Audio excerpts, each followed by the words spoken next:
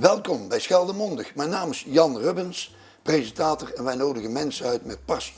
En deze keer passie voor wiskunde, maar ook voor RTV Scheldemond.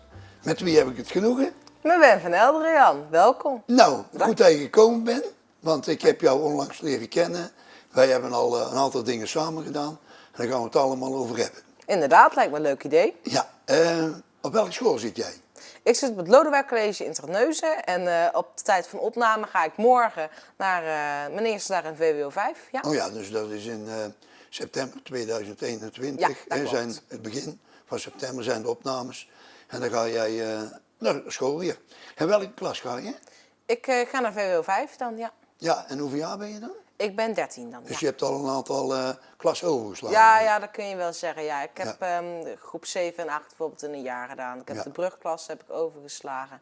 En dan, tegenwoordig heet dat groep 0. Dat is dan zo'n, ik ben van januari, dus dan had ik eerst dat ik een half jaar had ik groep 1 moeten doen. Dan een heel jaar groep 1 en dan een heel jaar groep 2.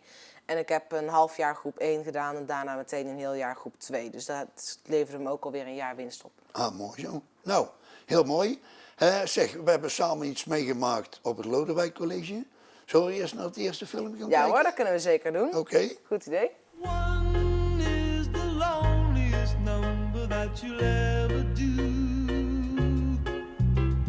Two can be as bad as one. It's the loneliest number since the number one.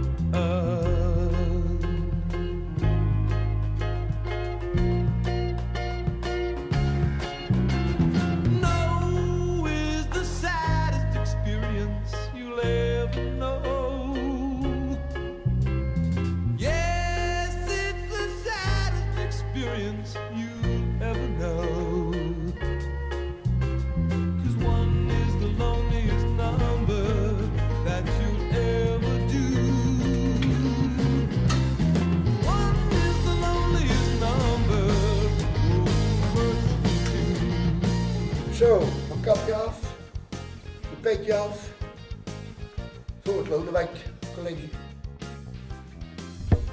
Nou, ik heb hier een aantal attributen en die wil ik graag even toelichten. Kijk, dit is mijn belletje. Dat betekent dat de schoolklas zo gaat beginnen. Dan hebben we natuurlijk hier een eend en dat is de docent. Dan hebben we 2 leerlingen. In mijn eentje digitaal op pad. En natuurlijk de presentator, de stadsomroeper van Hulst. Welkom bij Scheldemondig. Mijn naam is Jan Rubbens, presentator. En wij nodigen mensen uit in de studio. In het Ledeltheater in Oostburg. Maar deze keer niet. Deze keer is het vanuit het Lodewijk College in Terneuzen. En het onderwerp is passie voor wiskunde. Er zijn natuurlijk 2 jongens ingelogd. Dat zijn uit Oostburg, Tim en Ben. Tim, van harte welkom. Nou, ja. Bedankt dat ik in de studio mag komen. Ja, nou geweldig. Ben, ook welkom. Goedemiddag, bedankt dat ik in de studio mocht komen, meneer. Oké, nou we hebben natuurlijk nog een meneer hierbij. En dat is meneer Van Gorsel, de wiskundeleraar. En die gaat met passie jullie straks een les geven. En dat ben ik dus. Ja, dus welkom dat ik bij jou in de studio mag zijn. Het is wel grappig, het is gewoon mijn eigen lokaal. En we doen net alsof we thuis zijn, want ja, Ben en Tim die zijn natuurlijk thuis. En iedereen heeft zijn mond vol over thuisonderwijs, dat werkt niet. Maar dat werkt natuurlijk best wel heel goed. Nou Ben, dit was een mooie film, opgenomen door Jean-Pierre Baselier. Wanneer was dit? Dit was eind januari 2021, uitgezonden in begin februari 2021. Vooral omdat, ik geloof 9 februari had Lodewijk College een open dag. En een paar dagen van tevoren, dan de woensdag daarvoor, is deze video geëerd, noemen we dat bij RTV Scheldemond. Dus dan kon je hem kijken op televisie en geloof ik dezelfde dag nog op YouTube en later ook op Facebook en zo. Ja, Ja, en dat was doseren op afstand door meneer Van Gorsel. ja, meneer Van Gorsel is een fantastische wiskundedocent. Ik hoop dat hij deze uitzending later ook nog terugkijkt. Maar Ja, nee, fantastische wiskundedocent. En die gaf briljant, gaf die les online. Had daar alles uit de kast gehaald met een schrijftablet. Dat alles zo duidelijk mogelijk kon zijn. Dat is ook in het videootje te zien, wat u trouwens nog steeds kunt vinden op YouTube. Ja. Nou, Paul van Gorsel, die had nog een schitterend idee. Want die heeft contact met mij opgenomen, want die had een prijs gewonnen. Zullen we daar even naar gaan kijken? Kunnen we zeker doen, Jan. Oké, Laten gaan we we dat doen. doen.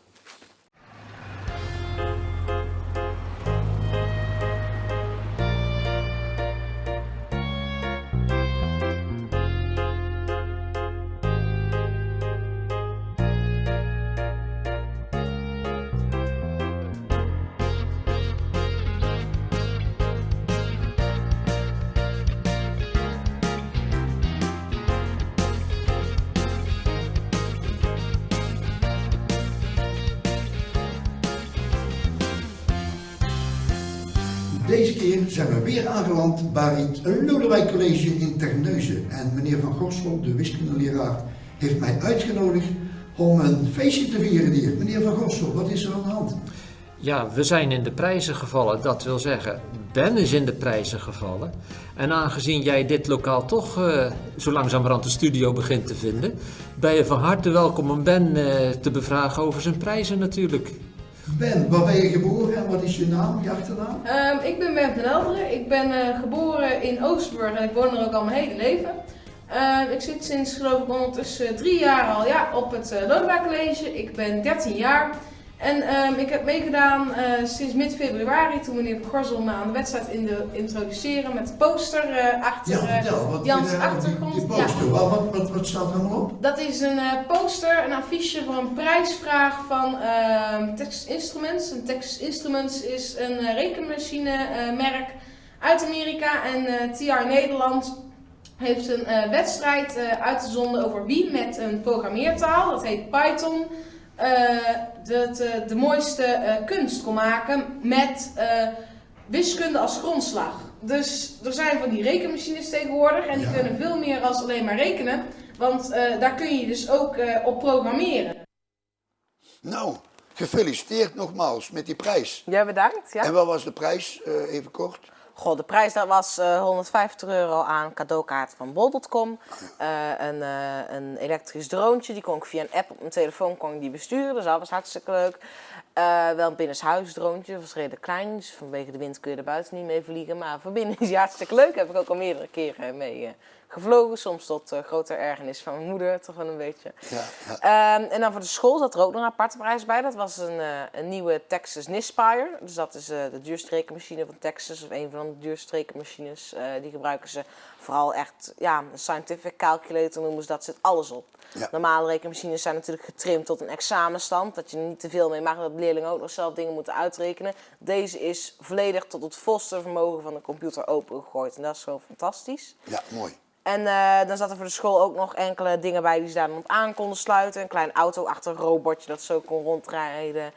En zo zaten er meer leuke dingen bij. Ik geloof. Oh, en nog een lerarenlicentie voor software van de Texas Nispire. Dus er zijn best prijzige dingen die dus de school toch nu kan gebruiken om hun lessen te verbeteren. En dat is echt mooi. fijn. Ja? Ja, want het ging nog verder toen. In mijn eentje op pad. Ik kreeg een uitnodiging van IJsendijken van de Mauritskerk. Kijk, dan heb je hier zo een iets. Licht toe. Wie zie je allemaal? En, Nou, dat was hartstikke leuk. Het was zo, ik reed terug met Jan in de auto vanaf die prijsuitreiking. Want we zaten daar in Terneuzen en in plaats van dat ik met de bus naar huis terug ging, zou Jan me even afdroppen in Oostburg. En toen waren we in de polder rond Oostburg en toen vroeg Jan aan me of dat ik eens een keer in de zomervakantie, als ik wat tijd had, eens een keer met hem mee wou gaan om te filmen voor in mijn eentje. Dus daar komt die foto van. Dat was de allereerste keer dat ik ging filmen met Jan voor in mijn eentje op pad. Dus je kan, aan deze kant kun je mij zien. Hè? En aan de andere kant hebben we Jean-Pierre Bazen, die er juist daartussenin, nog iemand van Mauritskerk. En dat was op 7 augustus 2021 gingen we dus voor de eerste keer, ging ik dus samen met Jean-Pierre voor de eerste keer Jan filmen in mijn eentje op pad. Ja. Ja. En nou krijgen we weer een video, begrijp ik je? Ja, schijnbaar. Ja, laat me komen, hè? Ja.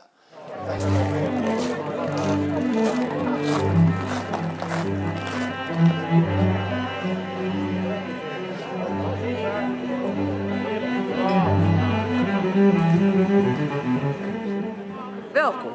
Ik ben vandaag bij de opening van het nieuwe dorpshuis van Retragement. Komt u meekijken?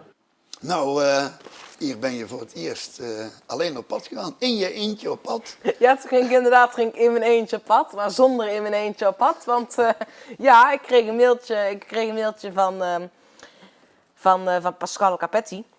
En die vroeg aan mij van kijk, wil er iemand van RTW Scheldemond, was een heel RTW Scheldemond gestuurd, gaan filmen bij de opening van het dorpshuis van Retragement. Dus ik dacht van, nou ja, op zich hartstikke leuk, daar wil ik eigenlijk wel naartoe. Dus dacht ik van, maar kijk, ik had mijn enige filmervaring tot die tijd was de Mauritskerk, samen met Jean-Pierre en jij. En het waren met z'n drietjes natuurlijk, was het echt in mijn eentje op pad. Ja.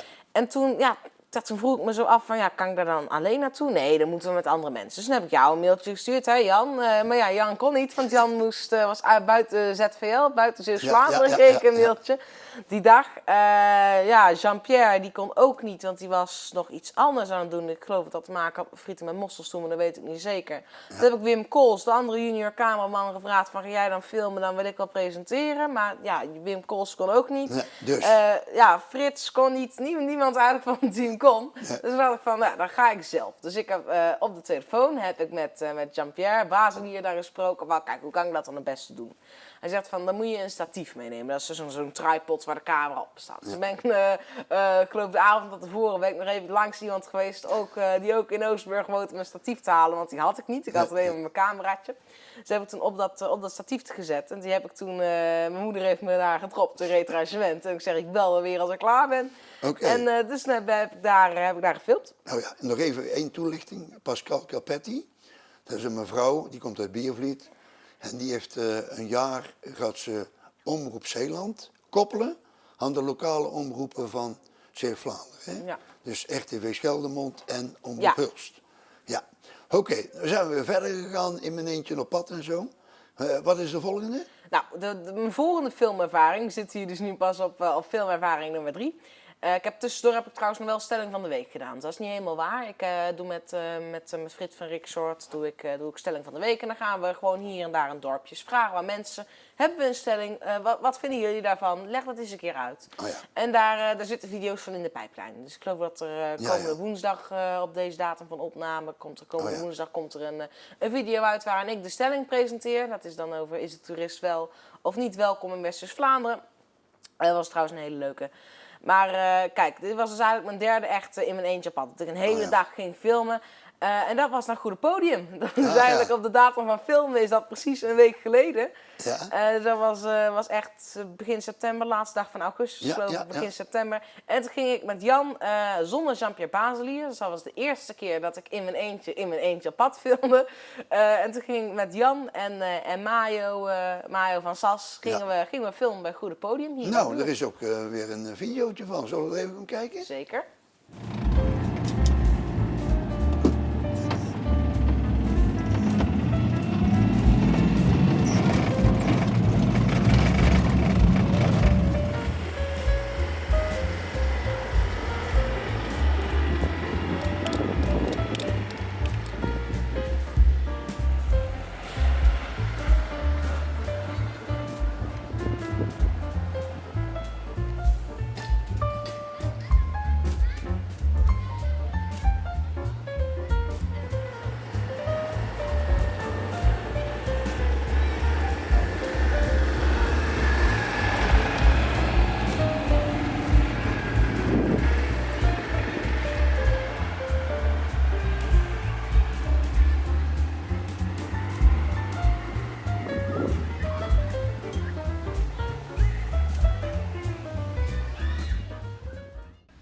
Welkom bij Goede Podium. En welkom, staat hier ook op de vlaggen. Ook hartelijk welkom. We gaan hele mooie dingen doen hier, dus blijf kijken. We gaan kijken naar bunkers. We gaan kijken naar herten, naar paarden, naar ponies. En ook een werkleerbedrijf en noem maar op. Gaat u mee? Schitterend hoe dat je dus het leerproces hebt van januari tot deze datum. En toen heb je dus eigenlijk al zelf gefilmd en ook geëdit. Nou, vertel. Ja, nou, het is filmen, dat is dan misschien 1 dag. Kijk, ik geloof dat ik een hele dag filmen. We zijn daar, geloof ik, dat we om 10 uur waren op een Goede Podium. En om 4:30 waren we, geloof ik, nog niet weg. Maar dan ben je dus een hele dag aan het filmen. Dan heb je, denk ik, tussen als de camera veel aan hebt staan, rond de 4-5 uur aan rauw videomateriaal, noemen we dat, raw footage. En daarna komt het bewerken nog. Alleen ik wou voor het goede podium, we zijn daar hartstikke vriendelijk ontvangen. Ik wou gewoon, er was geen eentje op het programma, geen in mijn eentje op pad. Voor komende woensdag. Dus ik dacht, ik ga dinsdag mijzelf de hele dag inzetten. Van 8 tot 5 letterlijk. Om een leuke in mijn eentje op pad te kunnen maken voor woensdag. Dus ik heb de hele dag dat lopen editen. En dan begin je met een ruwe selectie te maken.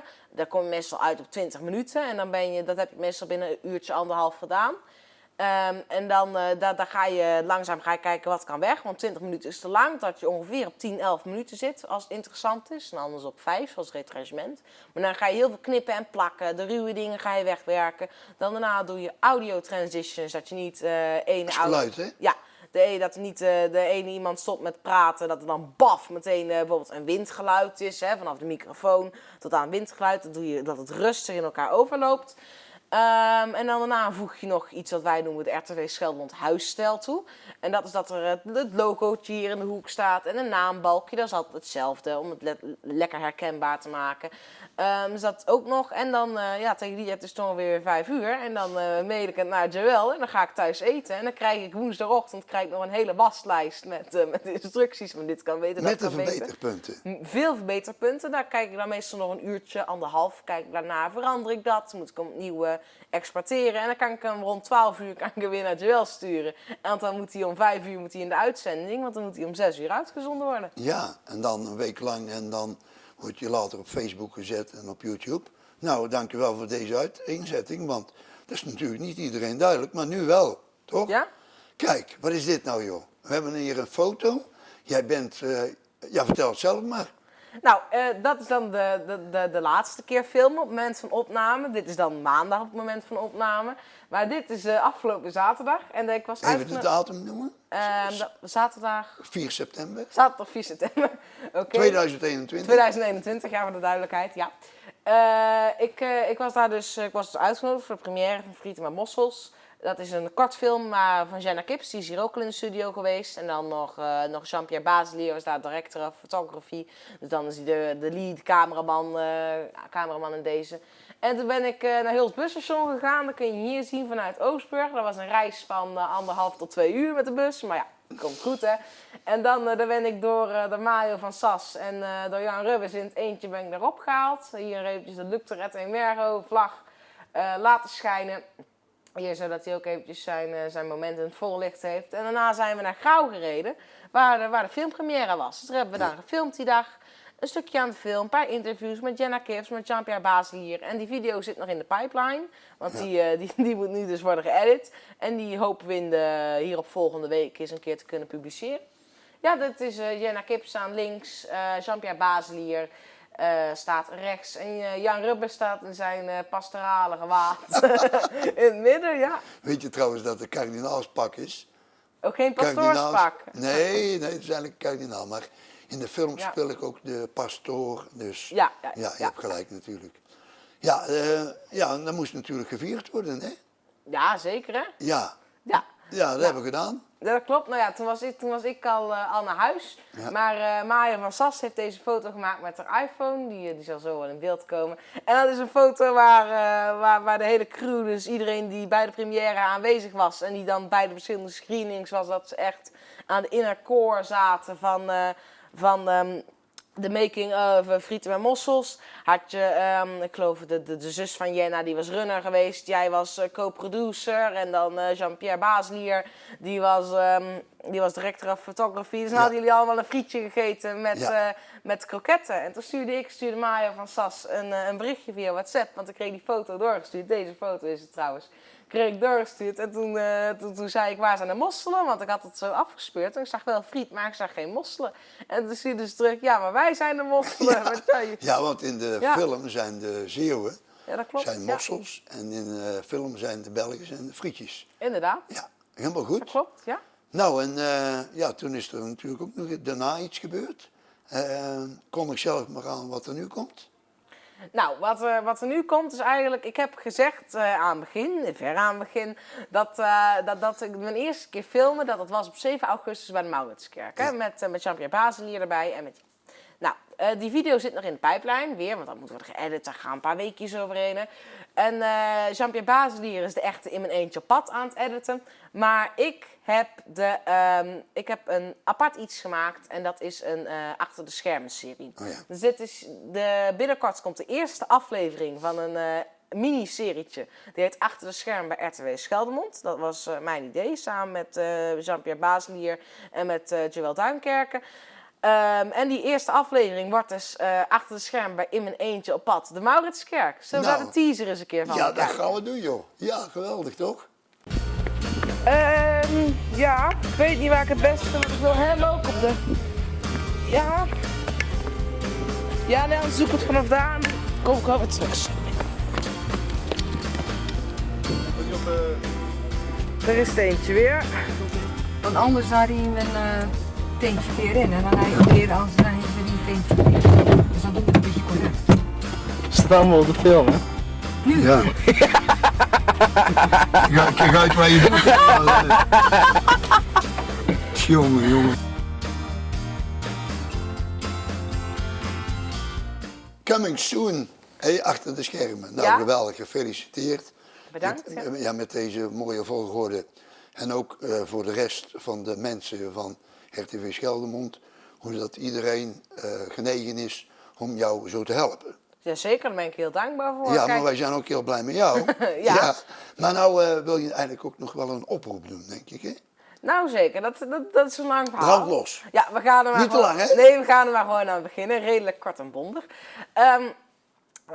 Ja, ik ben misschien een beetje overambitieus, maar dat is toch, ik heb er toch met verschillende mensen over gesproken. En het is leuk dat naast Scheldmondig, een fantastisch praatprogramma, gepresenteerd door Jan Rubbers, dat we ook een tweede praatprogramma hebben. Dat misschien ietsje korter is. Overigens een keer wat andere onderwerpen gaat. Een andere setting. Gewoon een apart praatprogramma van Scheldmondig. Nou, dat idee dat zit in de pijplijn. Dat zijn we aan het proberen aan op te zetten. En dan komt er een pilot, een proefaflevering. Dan kijk je, hoe gaan we de camera's zetten? Want we kunnen hier, dat is mooi in RTW Scheldemond. We kunnen hier gewoon met een blanke lei beginnen. En we kunnen daar opschrijven van alles wat we willen. En we kunnen dat aanpassen voordat we echt gaan filmen.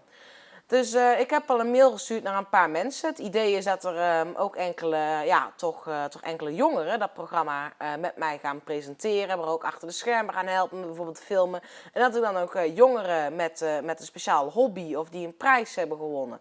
Of die echt iets speciaals hebben gedaan waar ze fantastisch over kunnen vertellen. Dat ik die uitnodig in de studio. Er zit er een kleintje voor me in de pijplijn, kan ik al wel vertellen. Maar ik zal nog niet te veel verklappen. Alleen we zoeken eigenlijk echt nog vrijwilligers die dat met me willen doen. Dus RTW Scheldemond in het algemeen zoekt natuurlijk altijd nog vrijwilligers. Maar als je in principe kan iedereen tussen de 10 en de 25... als hij interesse heeft om samen met mij een praatprogramma te doen. Wellicht in beeld om het te presenteren. Wellicht uit het beeld om te filmen. Of gewoon met mij te brainstormen over wat is een leuke setting. En wat is een leuke format voor dit nieuwe praatprogramma. Dan ben je altijd vrij om eventjes een mailtje te sturen naar joel@rtvscheldemond.nl. Ik weet zeker dat vast hier ook nog wel eens een balkje zal komen voor me. En meld je dan zeker aan. Stuur gewoon een e-mail. Het is volledig vrijblijvend. Voor hetzelfde geld kom je eens een keer kijken. Of spreken we telefonisch met elkaar. En dan komt het hier allemaal wel goed bij RTW Scheldemond. Nou, je bent de beste ambassadeur die ik maar kan wensen natuurlijk. En om in stijl te blijven, mijn zegen heb je. Zullen we dat maar laten? Ja, dat doen we zeker. Oké. Ja. Ik ga nu de kijkers bedanken. Nou, beste kijkers, een van de beste ambassadeurs voor RTV Scheldemond. Ben van Elderen. Je gaat er nog meer van horen en zien natuurlijk. Nou, Ben, zullen we erop proosten? Zeker, Nou, we hebben een lege glas. Proost, hè.